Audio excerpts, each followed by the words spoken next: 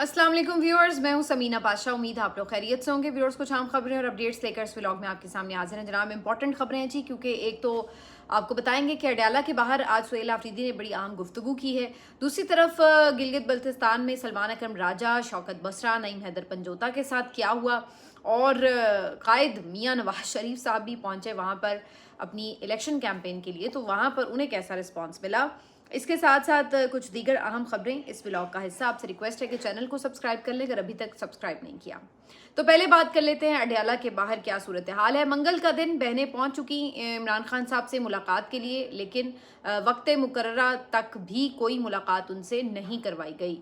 और अब जबकि मैं व्लॉग रिकॉर्ड कर रही हूँ, वक्त तो पहले से ही ख़त्म हो चुका है। किसी की मुलाकात आज भी इमरान खान साहब से नहीं हुई।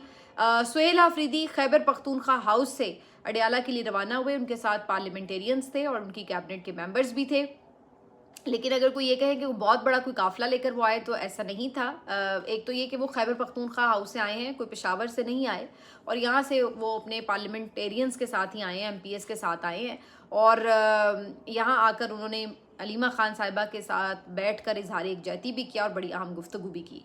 अलीमा खान साहिबा ने जो सुहेल आफरीदी के पहुंचने से पहले गुफ्तगू की, वो बड़ी दिलचस्प थी, क्योंकि जब उनसे सवाल हुआ कि जनरल क्यानी की मुलाकात की बात हो रही है, तो उन्होंने उसकी भी तरदीद की। उन्होंने कहा ये मिल ही नहीं सकते, ये उसकी आंखों में आंखें नहीं डाल सकते, ये उसको फेस नहीं कर सकते इमरान खान को, ये तो इतने खौफजदा हैं, कर्फ्यू लगा के बैठे हुए हैं, तो इन्होंने क्या उससे मुलाकात करनी है। और जब उनसे ये पूछा गया कि बैरिस्टर गौहर जो मुलाकातें कर रहे हैं उससे क्या हासिल हसूल हो रहा है, तो इस पर बड़ा दिलचस्प जुमला अलीमा खान साहिबा ने कहा, और कहा कि हमने तो बैरिस्टर गौहर को भी यही कहा है कि अगर आप मोहसिन नकवी से मिलते हैं तो आप हमें भी बताया करें, मीडिया को भी बताया करें, इसमें छुपाने वाली क्या बात है। अगर आप इमरान खान की मुलाकात के हवाले से उनसे गुफ्तगू करते हैं, उनसे मुलाकात करते हैं मोहसिन नकवी से, तो सबको बता दें, छुपाने की क्या ज़रूरत है।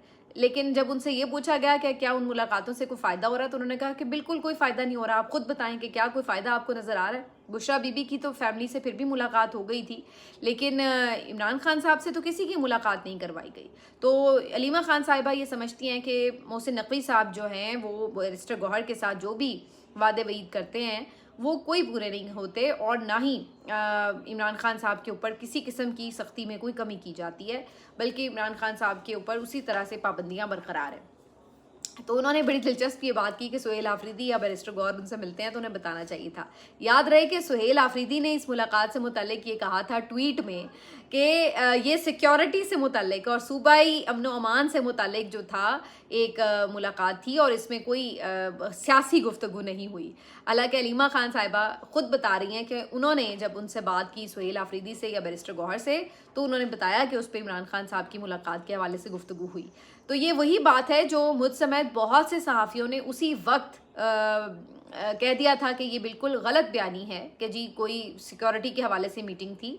सबको पता है कि सिक्योरिटी के हवाले से मीटिंग हो तो वो ऑफिशियल जगहों पर होती है, वो कोई बैरिस्टर गौहर के घर पे तो नहीं होगी। और बैरिस्टर गौहर का क्या काम ऑफिशियल मीटिंग में अमन अमान की सूरत हाल से जुड़ी किसी गुफ्तगू में, बैरिस्टर गौहर का तो कोई काम नहीं है।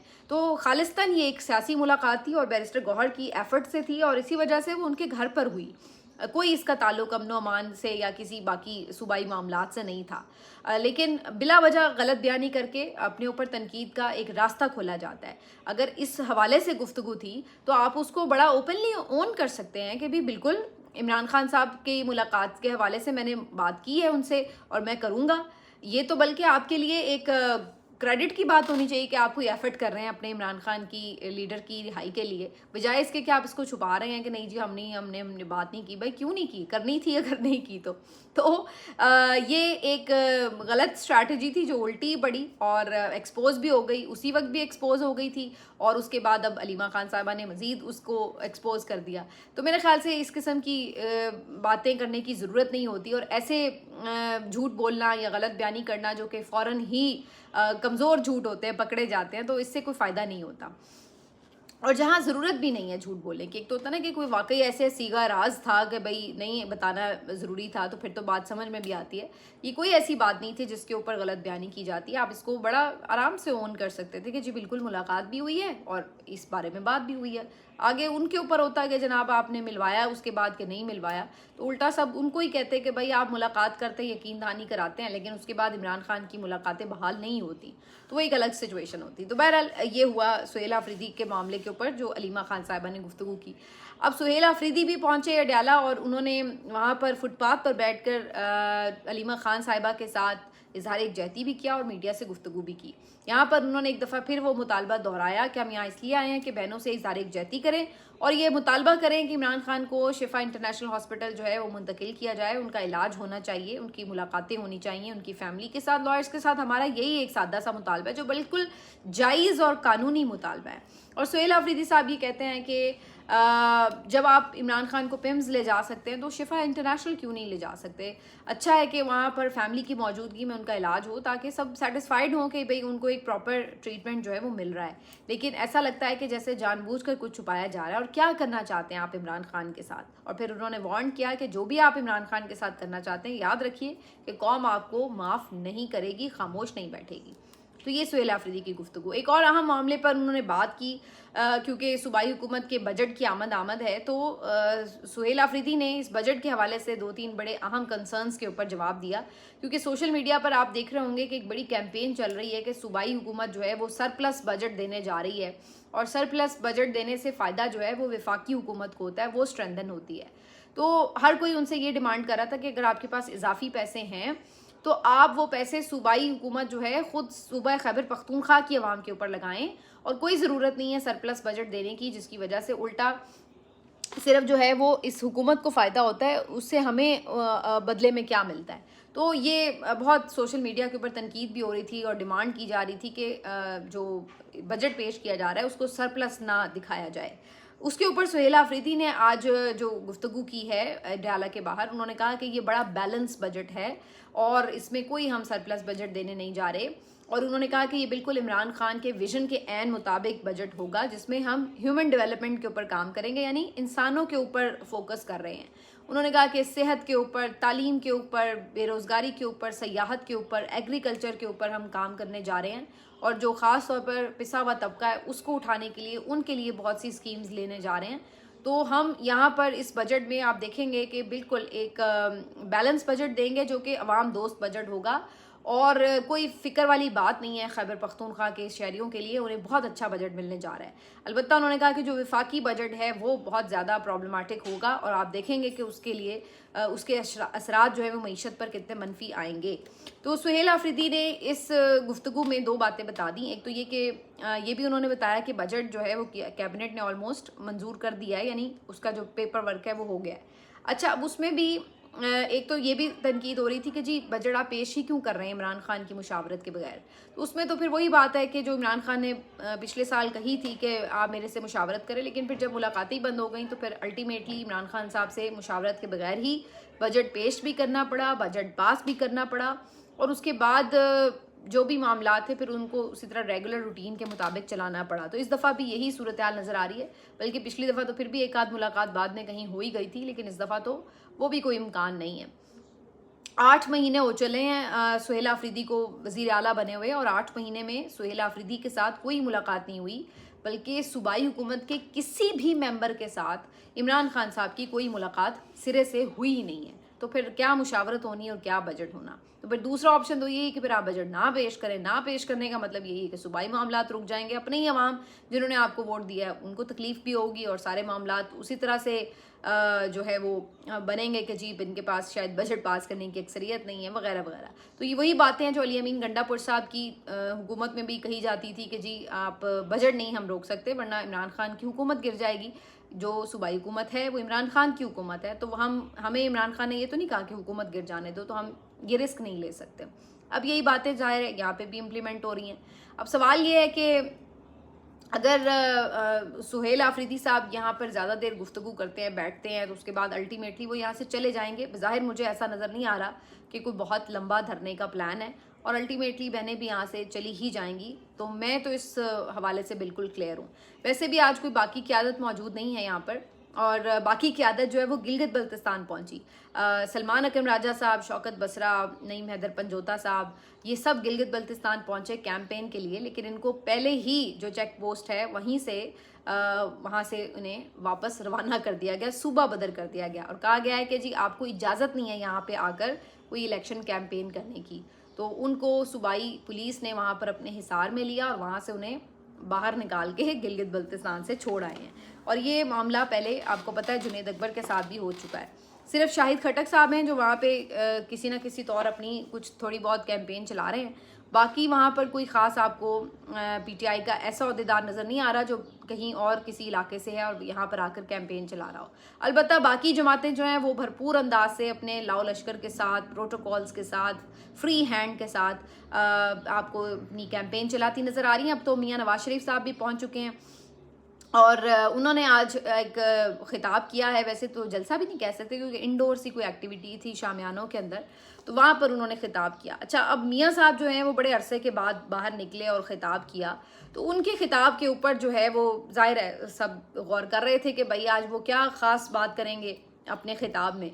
तो मुझे तो पहले से ही पता था कि मियाँ साहब वही रोना रोएंगे जो वो पिछले कई सालों से रो रहे हैं, क्योंकि उनकी जो ज़िंदगी है वो 2017 पे जो है ना वो अटक चुकी है। उससे आगे वो एक लम्हा नहीं बढ़ते।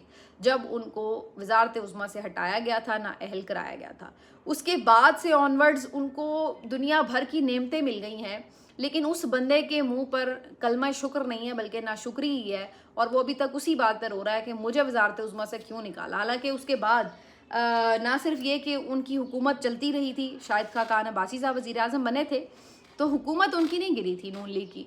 उन्हें वजारत उज़्मा से ज़रूर नाअहल होना पड़ा था, लेकिन हुकूमत नून लीग की चलती रही। उसने अपना टेन्योर पूरा किया, उसके बाद उन्होंने इलेक्शन भी लड़े, एक मेजर अपोजिशन पार्टी की तरह वो 5 साल असम्बली में भी रहे। उसके बाद डील करके उन्हें जेल के दौरान, सज़ा याफ्ता होने के दौरान यहाँ से लंदन रवाना कर दिया गया कि भाई जाके आप जहाँ मर्जी इलाज करवाएं। और उसके बाद वो वहाँ पे 4 हफ्ते की छुट्टी लेकर गए, लेकिन 4 साल मौजूद रहे और वहाँ से फिर कभी जल्दी वापस ही नहीं आए और वहाँ पे ना कोई इलाज करवाया बल्कि साजिशें रचाई। उसके बाद फिर प्रोटोकॉल के साथ जब मामला तय कर लिए, डील कर ली, उसके बाद वहाँ से आए, एयरपोर्ट पर आके वहीं पे अदालत वहीं हाजिर हो गई बायोमेट्रिक के लिए और उनको ज़मानत वहाँ पे मिल गई। एक दिन वो वापस आके भी जेल नहीं गए। उसके बाद पूरे का पूरा इलेक्शन उनको ऐसे प्लेट में रख कर दिया गया क्योंकि उन्हें भरपूर कैंपेन करने की इजाज़त मिली। वज़ीर आज़म बनने से पहले ही PMLN के जो लीडर्स थे वो पूरा प्रोटोकॉल एंजॉय कर रहे थे, पूरी रियासती मशीनरी उनके साथ थी। मुखालिफ को कुचल डाला गया, निशान छीन लिया गया, कैंपेन नहीं करने दी गई, सज़ाएं सुना दी गई सालों सालों की, और पता नहीं क्या कुछ नहीं उनके साथ जुल्म सितम किया गया। लेकिन मियाँ साहब खुश नहीं हुए, उनके मुंह पे शुक्र का कलमा नहीं आया भाई, नहीं आया। उनका रोना वही था कि मुझे क्यों निकाला, मुझे क्यों निकाला। अच्छा, उसके बाद फिर इलेक्शन भी नहीं जीत सके, ये सब कुछ करके दिया गया उनको, जिन्होंने गोद में बिठाया उन्होंने सारा इलेक्शन भी उन्हें मैनेज करके दिया, फिर भी मियाँ साहब इलेक्शन नहीं जीत सके, वोट नहीं ले सके। फिर अल्टीमेटली उनको जाली फॉर्म 47 कोई सैकड़ों की तादाद में जारी करके उनकी हुकूमत बनवा दी गई। और उसके बाद जनाब मियाँ साहब फिर भी खुश नहीं हुए। फिर नवाज शरीफ साहब की बेटी को जाली हुकूमत थमा दी गई, पूरे बड़े सूबे का वज़ीर आला बना दिया गया, हालांकि उनके वोट पूरे नहीं थे। उनका अपना भी नशिस्त जो है वो भी कंट्रोवर्शियल है, लेकिन फिर भी मियाँ साहब खुश नहीं हुए। उन्होंने कहा नहीं भाई नहीं, मैं नहीं खुश हो सकता। उनको सच्चा प्यार नहीं मिला, उनकी साहबजादी को वज़ीर आला बना दिया बग़ैर वोटों के, बग़ैर मैंडेट के, उनके भाई को वज़ीर आज़म बना दिया बग़ैर वोटों के, बग़ैर मैंडेट के, और मियाँ साहब रोते रहे कि मुझे क्यों निकाला। और उसके बाद अभी तक 2 साल से उनकी हुकूमत कायम रखने के लिए अदालतों का तिया पांचा कर दिया गया, सैकड़ों लोगों के घर तबाह कर दिए गए, हज़ारों लोगों के ऊपर मुकदमात कर दिए गए, गोलियां मार दी गई, न जाने क्या क्या किया जा रहा है इस हुकूमत को बरकरार रखने के लिए। लेकिन मियाँ साहब खुश नहीं होते भाई, नहीं होते। मियाँ साहब कहते हैं कि भाई मुझे क्यों निकाला। 2017 में किसी तरह वो कोई मशीन ऐसी जो उनका वक्त का पहिया वापस ले जाए, 2017 में चले जाएं वो, और फिर वहाँ से कोई शायद उनकी सुई आगे चल पड़े। वरना मियाँ साहब के कदमों में आप आसमान के तारे तोड़ के ला के रखते इस्टेब्लिशमेंट, मियाँ साहब का रोना वहीं रहेगा कि मुझे क्यों निकाला। बाकी मियाँ साहब ने अपनी इस गुफ्तगू में कहा कि जी मुझसे ये बर्दाश्त नहीं होता कि यहाँ पे इतनी लोड शेडिंग हो, ये हो वो हो, यहाँ पे सहूलतें होनी चाहिए। तो वो सारी गर्दान वही थी भाई, ठीक है आपकी हुकूमतें रही हैं, आप लोगों ने क्यों नहीं ये मसाइल हल किए। हर दफ़ा आके आप 40-50 साल से सियासत कर रहे हैं इस मुल्क में, कई दफ़ा हुकूमतें ली हैं, फिर आके आप अगर हमें मसाइल ही बता रहे हैं कि ये मसला हल नहीं हुआ, वो मसला हल हुआ, तो फिर ये इन मसलों को हल किसने करना था। और इस दफ़ा तो बगैर वोटों को भी आपको हुकूमत बना के दे दी, फिर भी आपसे मसले हल नहीं हो रहे। तो ये सूरत हाल थी मियाँ साहब के खिताब की। और वैसे भी मुझे वैसे उस लॉजिक की भी समझ नहीं आई कि किस अक्लमंद को ये लगा था कि मियाँ साहब के कहने पे लोग वोट दे देंगे। भाई मियाँ साहब के कहने पे तो उनके अपने आबाई हलके के लोगों ने उनको वोट नहीं दिया। मियाँ साहब अपना आबाई हलका यास्मीन राशिद साहिबा से बुरी तरह से हार गए, 50,000 वोटों की लीड से हार गए। हालांकि यास्मीन राशिद साहिबा ने तो कैंपेन तक नहीं की, वो तो जेल में बेचारी बंद है। तो उनको तो वहां पे उनके अपने लोगों ने, जहाँ पे वो जमपल हुई, जहाँ उन्होंने हमेशा इलेक्शन लड़ा, उन्होंने नहीं उनको वोट दिया। तो आपके ख्याल से गिलगित वाले जाके मियाँ साहब के कहने पे वहाँ के उम्मीदवारों को वोट दे देंगे? तो भाई जो अपने लिए सीट नहीं जीत सका वो दूसरों के लिए क्या वोट मांगेगा? तो बेहतर ये था कि मियाँ साहब उसी गेट के ऊपर जाते जहाँ से उन्होंने जाके फॉर्म 47 लिए 2024 के इलेक्शन के। तो वहीं से उनको यहाँ से भी इस इलेक्शन के भी फॉर्म 47 मिल जाते। ऐसे ही इतनी तकल्लुफ करके, इतना दूर जाके, इतनी मेहनत करके फ़ायदा क्या है, ज़रूरत क्या है इस बात की, मुझे वैसे समझ नहीं आई। दूसरी तरफ जी पीपल्स पार्टी वाले भी लगे हुए हैं फुल फ्लैज कैंपेन करने, लेकिन अगर कैंपेन की इजाज़त नहीं है तो वो पीटीआई को नहीं है, उनके लोग आते हैं तो उनको उठा के सुबह से बाहर फेंक दिया जाता है, सुबह बदर कर दिया जाता है। और फिर बाद में उनके टाउट हजरात आके ये सोशल मीडिया पे शोर भी मचाते हैं कि लेवल प्लेइंग फील्ड मिली हुई है जी, सबको बड़ा एक जैसा माहौल मिला हुआ है, सब कैंपेन कर रहे हैं, ये है वो है। तो लेवल प्लेइंग फील्ड का हाल ये कि सलमान अकरम राजा आज भी वापस आने पर मजबूर हुए हैं क्योंकि उनको वहाँ पे किसी ने कैंपेन करने नहीं दी गई है। तो ये जी सारी सूरत हाल है गिलगित बल्तिस्तान के इलेक्शन की। बहरहाल कैंपेन जो भी कोई करे, आपको पता है वोट तो जिसको भी डाला जाए, इन दी एंड तो हुकूमत उसी की बनेगी जिसके ऊपर जो है वो फैसला साजों की नज़र होगी, नज़र करम होगी। अब वो ऐन वक्त पे पीपल्स पार्टी पे पड़ जाए या नून लीग के साथ कोई सेटलमेंट हो जाए, तो बहरहाल या दोनों को मिला के कोई हुकूमत बना के दे दी जाएगी, तो इसी तरह की कोई कहानी आपको नजर आएगी। बहरहाल ये बात तो वाज़ेह है कि पीटीआई को तो बहरहाल किसी सूरत भी हुकूमत वहाँ पे बनाने की इजाज़त नहीं मिलेगी। मिलते हैं आपसे अगले वीलॉग में, अपना ख्याल रखिए, अल्लाह हाफिज़।